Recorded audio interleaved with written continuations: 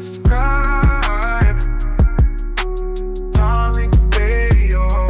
Like and subscribe. Groups. Y'all remember the other night I had the Bosnian dude. It was a Bosnian white supremacist suspect called up. He was a Bosnian refugee. And this dude comes from a war-torn country that's devastated, but had the nerve to come over here pointing the finger at us, talking about black problems. Why don't we fix fatherlessness in the black community? Whoop-de-whoop. And this dude, the Bosnian dude, said when he came over here, he was living in a black neighborhood. I want people to catch that. I want people to catch that because the dominant white society, and I've said this before, they're very exclusive, even with European immigrants. They don't like nobody coming living among them. You're not just gonna plop up under them. It don't work like that. So anytime new groups are brought over here, there's a process. Part of the process, what they do, they drop them off around black people. They've always done that. The Irish, remember up in Seneca Village, up in New York, that was a foundational Black American enclave in New York. And there were a few enclaves, but they would put the Irish and some of the poor Irish and poor Scots, they would go and live among the Black people. When Italians started coming over, they would send them down to places like Louisiana around the Black people. In fact, there was a big situation down there where a bunch of Italians got lynched. The U.S. government had to apologize to Italy and the whole shebang. But yeah, it was bad for the Italians because of their proximity to us, and they were getting treated like Negroes. A lot of these groups are Hispanic, as we know. They send the Hispanics around the Black community until they get their own enclaves. You see, so they don't just let them into white society like that. There's like a little hazing process. You see. See, the US government, see, in US society, it operates on a racial hierarchy, whites on the top, blacks on the bottom. So new immigrant groups, they're classified as racial outsiders. So you're still an outsider, even though you're quote white, you're still an outsider. So to gain access to that whiteness, you got to prove that you're different and you feel like you're superior to us. So that's why that dude, he's from a slum from Bosnia, but his whole thing was talking about how black folks need to get it together, you see. And they do this, they go through this hazing process, the dominant society. They do strategic segregation for social control. See, a lot of these immigrants, they're deliberately placed in black communities as a way of managing racial tensions and preventing their immediate entry into white spaces. And they learn the racial order. They let them start off on the bottom, and you got to kind of work your way up. And you have to work your way up to distance yourself from Black Americans in order to gain acceptance. But they put them on the bottom to work their way up. It's a real perverse little system that they have, And but here's the thing: even though they're made to work their way up, the dominant society allows these immigrants to set up businesses in the black neighborhoods. They allow them certain permits, they allow them certain things. So when they're around black folks, the bone that they throw to them, will let you be a part of the merchant class. So we'll let some of the Arabs get stores. We'll let the Asians get nail shops. We'll let some of the Hispanics get a little juicing cart over here on the corner. You see? So this allows them to extract wealth and resources from the black community. You understand? While they're working their way up into white society. I want y'all to understand how deep this game is. It's a deep thing. And a lot of these immigrants, while living in black communities, they're taught by the white elites and law enforcement that black people are a social and economic threat. You see, so they learn how to adapt these anti-black attitudes. So it's some real deep stuff. It's some real deep stuff. So we got to understand how that hazing thing is. And the Democrats are the masters of that. They're the masters of bringing these groups in and setting them up as buffers against us. That's why don't let nobody try to shame you into going along with supporting all of this immigration. No, no, no. We're not going to be shamed in that. That's been a problem. That immigration has been weaponized against us. We're not letting it be weaponized against us no more. We've said enough. Enough is a damn enough. Let me get some more people in here. California robbery. California robbery. What's up, brother? Unmute that mic, brother. California, come on, brother. All right. Uh, Sorry, I'm here. There you go. How you doing, brother? I'm good. Yourself? I'm good, man. Where you from? I hear an accent. Where you from? Well, I'm originally from Iraq. Iraq. Okay, there you go. So where are you living now? Y- I'm living in California, Okay, so Northern Cali or Southern Cali? Southern Cali. There you go. So what's on your mind? Well, I was listening to the conversation. It's very interesting what you were saying about the immigrants. You are right. It's it's interesting. They bring new groups. They put them in black communities. I witnessed that myself. So Yeah. yeah, yeah. That's it. How It's long have very obvious. how long have you been over here? Say that again. You break it up. I'm sorry. How long have you been in the United States? Oh, I've been 17 years actually. When I was in Iraq, I helped the troops there. Appreciation from my side because what they did, we they helped us to get rid of Saddam Hussein that time, and I'm a businessman back in Iraq, so. I was in the South, and I helped the United States massively. So I've been in troubles, and then so I had to move here, and So when you you know, moved, in, when you first moved here, did they have you in a black neighborhood? it was like mix Hispanic and black neighborhood. Where And say again, where was the neighborhood? Where was it? that was back in Houston, Texas. Oh, okay, so they had you in Houston. Okay. Yeah. Yeah, yeah. But the thing is, I mean, look, even with the because I have a lot of experience, and when you be in business, I mean, your prospect is different. You see things from different lens. So what I was, you know, even for the immigration, what they do, I mean, look, I've been like when I was in Iraq, I've been escaping in Iraq from like terror groups there because I helped the U.S. So they made my life hell. Right. So And yeah, and I've been hiding in Iraq for 2 years, and then with I mean, but it took them 2 years to process my case to come to the United States. And what I see now with the immigration, I mean, they bring everyone, and and a lot of people they come here. They didn't provide anything to the country. I mean, me personally, I almost lost my life to help U.S. people back in Iraq. right. So, but What somebody come. happened to your family back in Iraq? Did they get targeted back there? Oh yeah, absolutely. I mean, I my parents passed away and I didn't see them. And even I was not capable to bring them here for a visit. Mm. So imagine how it is. And then you see a lot of people, they come here illegally. That's one thing. And also, I see a lot of people now come legally, which is, I speak a couple foreign languages. I meet. Okay, you're kind of rambling a little bit, but thank you with respect. Thank you. I don't want cats to ramble. I don't want rambling tonight. It was interesting. He said something interesting, and this happens a lot. He helped the U.S. against Iraq, so over there they look at him as a sellout. So he had to bounce.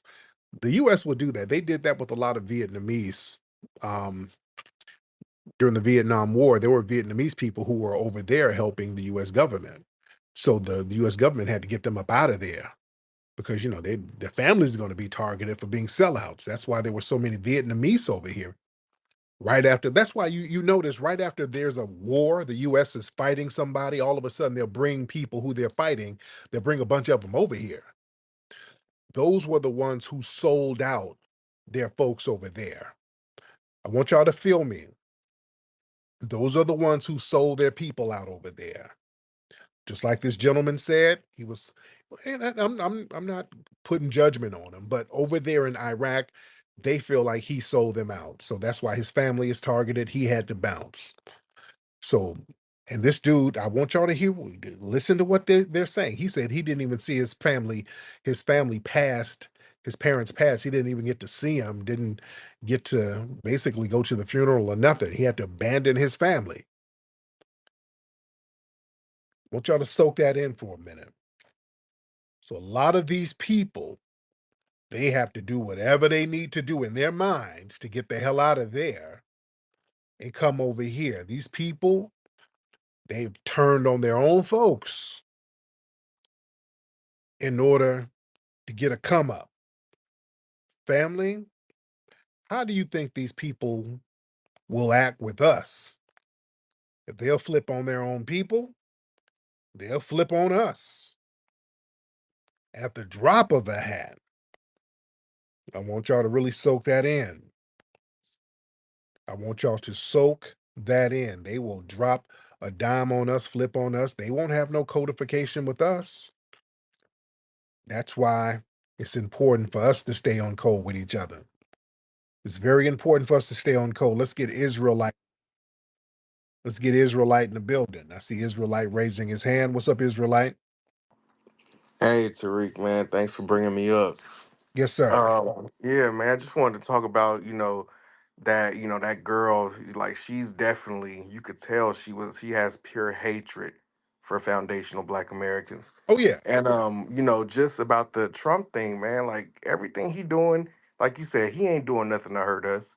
He Right. ain't doing nothing to hurt us, nothing that's going to set us back. It's basically, you see, like it's just pushing us forward, bringing us to where, we need to get our reparations. But back to this Black History Month, I remember you saying that black people can claim blackness. So it's like, how do you think it shouldn't it be like foundational Black American History Month or Freedmen Black American History Month? Because it's about us. You know what I Yeah, mean? It's not about everybody. But I'm gonna land my plane right there, man. I appreciate you bringing me up. man. Thank you so much. Yeah, man. So, yeah, that's why it's up to us to really emphasize our foundational Black American history. It's so important for us to do that because our history is so very unique and so many people have been piggybacking off of our history. But they don't want us to touch anything about their culture. When we start touching their culture, they kind of feel a way they want to gatekeep it. And I feel the same way. We should gatekeep our culture and chop that up to foundational Black American history so people know exactly where it comes from. Our history is rich. Not only is our history rich, we've helped so many different groups. We've helped so many different groups. See, a lot of these different groups out here, they will sell their own family members out for a come up. We generally don't do that because we know how to get things out the mud anyway. So there's not this desperate um grab for crumbs that we just don't have that. There's just doing these little desperate scams and schemes and running and fleeing, and we don't do that. No, you got some knuckleheads here and there, but generally part of foundational Black American culture, we don't mind helping other people and we put our lives on the line helping other people. That's why I don't like any disrespect. The other night I had a dude, I think he was like a East African dude, and we're talking about all of the foundational Black Americans who helped so many African movements. And we're talking about how so many FBAs were instrumental in removing apartheid from South Africa. And this fool was like, no, that didn't true. That didn't happen. I got so offended. Shit like that offends me. And family, we don't let no that's extremely disrespectful because I want y'all to understand the sacrifices that we've made over here. We didn't get no reward from that shit. We were running around here putting the cape on for people out of the kindness of our hearts, out of a racial camaraderie we felt we had with everybody. When black folks were lining up over here to help Ethiopia, there was no immediate benefit for us. We just didn't want to see them get colonized. That was just out of the kindness of our majority damn spirit that we have. Do y'all know all the black people who were putting in work to make sure that apartheid was ridded out of South Africa? Man, we had black entertainers, black politicians, black lawyers fighting against the apartheid system. We had brothers and sisters over here attacking, going after the major corporations that had investments. We were doing that. You had our great lawyers, Randall Robinson, I think that's his last name, the legendary Randall Robinson, Charles Ogletree. Yeah, I think Charles Ogletree, and Charles Ogletree, he's a phenomenal. He used to he I forgot when he died. He passed, but um, Charles Ogletree, phenomenal lawyer. He's a badass lawyer. He was like up there on that Johnny Cochran level, and I think he did some work with Johnny Cochran. I know Charles Ogletree was one of Tupac's lawyers too, but yeah, one of our FBA. These guys actually wrote the new constitution for South Africa after apartheid ended, because I know Randall Robinson was vehemently working to get rid of apartheid, and our FBA lawyers were helping them out with the paperwork and the documents and the wording. I mean, just all across the board, man. We were putting in work to make sure that system got up out of there. We didn't want to see people being racially abused openly like that. We were putting it on the line. You see? So anybody sit up here talking about no, that's very offensive. And we've always done that, black family. Foundational Black Americans have always looked out for these groups. We've always saved these folks or tried to save them. Hell, even with the Congo, a girl called from the Congo yesterday talking about divisiveness. Are we being divisive? Um, the divisiveness goes both ways. And man, let me tell you something. We've been caping for these people. The Congo, we knew what was happening in the Congo. With the Belgium occupation, when you had King Leopold running the show over there, and he had a whole bunch of African Sambos chopping up other Africans. You understand? Down there in the Congo, chopping off people's hands and all that old deprived stuff. And they were up there eating people. It was like they had like a little black military group over there that was funded by Leopold, and just chopping up people and eating them and just doing all types of degenerate shit. You know how that got stopped? You know who helped stop that? Was a foundational Black American who helped to stop that. It was a brother named George Washington Williams, foundational Black American. 1800s, George Washington Williams actually went over there. He saw what was going on. George Washington Williams said, "Oh, hell no. This is horrible.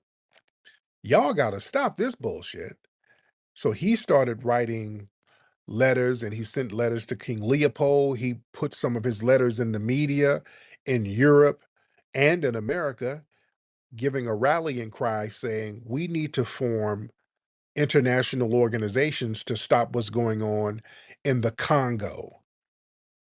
What they're doing in the Congo are crimes against humanity. He was the person who coined the term crimes against humanity, because we hear that term now all the time. But it was a foundational Black American man who actually coined that term, crimes against humanity. Look that up. George Washington Williams, foundational Black American brother. And The letter that he wrote circulated around the world, and then that brought attention to what was going on over there in Belgium, and then they had to stop it. The world was like, nah, that ain't cool. That ain't cool. I'm telling you, man, we've been superheroes to people. Foundational Black Americans are damn superheroes to people. And the thing is, we've been so selfless about it. When we help these people, we're not doing it to go over there and colonize them like other groups, because other groups say, hey, we come in here to help you. We want to help build your infrastructure. Now, we're going to have you sign this contract and give you this loan that we know you can't pay back, and we'll get to control all your resources after you can't pay it. But here, we're here to help you. We don't do little janky deals like that. And the thing is, we're the only ones who don't do that shit. We're the only ones who help all of these people out of the counties of our hearts, yet they always have smoke for us. Y'all notice that? They don't have no smoke for the people who's colonizing their asses. They don't have no smoke for the people that then destroyed their damn village and pillaged all of the resources. But they always got a bunch of smoke for the only people who actually help them genuinely. That's why we're saying, man, we're cool right now. And now that we're saying that we're cool, we're not saying, hey, we wish bad on you. We're not saying go to hell. We're not hey, just do your thing. We're gonna let you do you. And what do we get? What are the reactions? That crazy, musty Trinidadian bedwench who called up earlier, yelling and screaming. That's the reaction. They don't know what to do when it's time for them to fight on their own. That's what they're mad at. Just the thought of having to hold your own nuts and fight your own damn battles and not have us jump out there on the sword for you, these people lose their minds. That's that insane sense of entitlement that we've allowed them to have. Well, those days are over. All right, let me get some more people in here. Let's get y'all raise those hands. Let's get those hands raised. Let's get Mark in the building. And then we'll get Dionys. Mark and Dionys. Hey, what up, Tariq? What's up, brother? How are you, sir? Hey, for the dude that called the other night saying that FBA hadn't produced nothing from my in my books, we the number one producers of justice on the Absolutely. planet. I just Absolutely. want to say that. Oh yeah, absolutely, man. Oh, Foundational Black Americans, we produce this damn country. The hell you talking about? Whoever he is, yeah, we produced this damn country so you can flee to it. That's what the hell we produced. We produced a place for you to flee. That's what the hell we produce. So yeah, that's good enough right there. I don't even have to go into all the other stuff, all the other patents and all the other things we created. We created the culture here. But hell, just the country itself. You're able to flee here for a reason. Dionys, hop in. Dionys, hop in if you can, brother. All right. Since Dionys ain't saying nothing, let's get him out of here. All right. Y'all raise your hand. If you're ready, you just raise your hand. Let's get Poopin Jarit. Poopin Jarit. I think that's your name. Poopin Jarit. I don't know how to pronounce your name. Hey, yeah, that's just the picture. How you doing, brother? I'm good, man. How are you? Not bad. I just wanted to come on and shout everybody out. What I wanted to bring up is there's I don't know if you know about this, but there's another person who keeps talking shit about our people and saying basically the same stuff that that other woman was saying about FBAs and how we're sucking white people's asses now, this and that. But there's another guy named Talbert Swan, and he's saying that you're in a sunken place now and that you're like a Trump supporter and shit. It's the second time he's done this, and I didn't want to bring it up prior because I don't want to start like a fight with you guys. But that guy, and as well as other people like Charleston White talking shit about us, it's just nonsense. I'm getting sick of it. Who is us? Us, like our people. Who is our people? Well, us FBAs. You're not FBA. I am what? So what am I? The You're not. photo. That's not me in the photo. That's just a joke. You're not FBA. Talbot Swan didn't say anything like that. So you're lying about a lot of He stuff. did. He did. He said it on his morning radio show. He said that you're in a sunken place and that we're basically kissing the ass of Republicans and that you're a Trump supporter. No, sir, he didn't say that. And Okay, so he doesn't have a radio show. What are you talking about? he has a morning show that he does every morning. Second time he said that. Um, and you're lying about a lot of stuff. And Talbot Swan is my guy. I love Talbot Swan, by the way. Where are you from? You have an From New York. I'm from New York. you have an accent, sir. Okay. FBAs don't have accents like that. We do have accents. What do you mean? To other Sir, people, we have accents. we don't have accents like that. We do. So where's my accent from? Somewhere where they make biryani chicken. No, that photo isn't me in the thing. So why are you trying to cosplay as a foundational Black American, sir? I'm not. I'm from New York. That's where my lineage is. Yeah, You can go and see the video yourself of him saying that you're in a sunken place and that you've become a Trump supporter. sir, I'm a truth supporter. So tell him that, yeah. But you're not even being honest about your lineage, sir. That's a problem. I am being honest. Everybody who is from somewhere in the States doesn't have the same accent as you. Aren't you from California? Yeah, but you're clearly a non-Black person. You're like East Indian or Hispanic. You're not a Black person at all. Okay, So so if I why was an are you Indian person, why do I have why are you here lying? So why are you trying to lie? And you're lying on my brother Talbot Swan. Why are you in here lying the way you're lying, sir? I'm just trying to figure out why you're lying.